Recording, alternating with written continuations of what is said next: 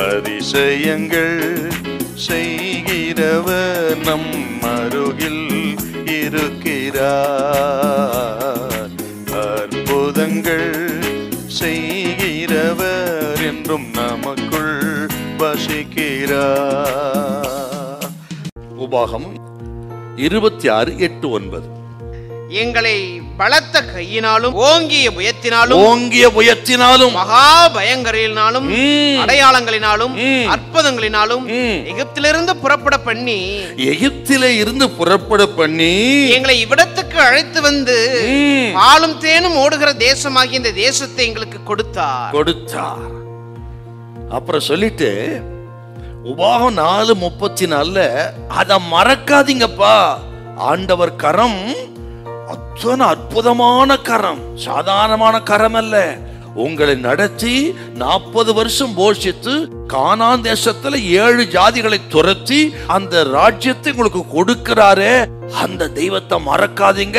அவருடைய விடுவிக்கிற கரத்தை, விடுதலை கொடுத்த கரத்தை மறக்காதீங்க அப்படின்னு சொல்றாருங்க. இன்றைக்கு ஆண்டவர் சொல்றாரு, எப்படியெல்லாம் நடத்தினார்.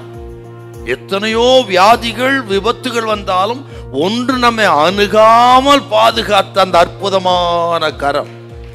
பிரதர், உங்க திறமையினால வண்டி ஓட்டு நினைக்கிறீங்களா? உங்களுடைய அனுபவத்துல கார் ஓட்டு நினைக்கிறீங்களா? நீங்க சரியா போனால் ஆப்போசிட்ல வரவன் சரியா வரணும் இல்ல. அவன் வந்து உன்னிடத்துல மோதாமல் அவனை தடுத்து நிறுத்தினதே அவர் கரம்தான். அந்த கரத்தினாலதான் பாதுகாப்பா இருக்கிறோம். நாம் அறியாமலே எத்தனையோ ஒரு யுத்தம் நமக்கு விரோதமாக ஆவிகளின் மண்டலத்தில் நடந்து கொண்டிருக்கிறது. வான்வந்து கிரீசர பொல்லாத ஆவிகளின் சேனைகளோடு போராட்டம் உண்டு. எபேசியர் 6:12.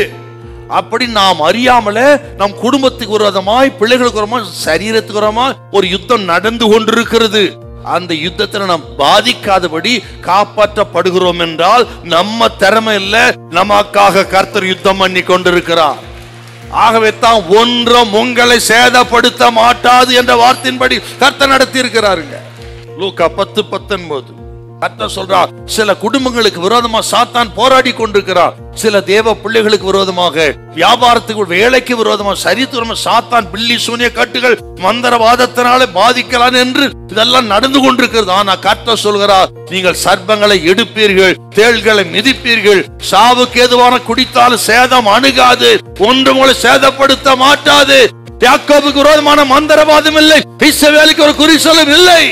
உன்னையோ, உன் பிள்ளைகளையோ, உன் சரீரத்தை, குடும்பத்தை, வேலையை, வியாபாரத்தை பில்லி சூனிய கட்டுகள் அழிக்க முடியாது, சாத்தான் அழிக்க முடியாது.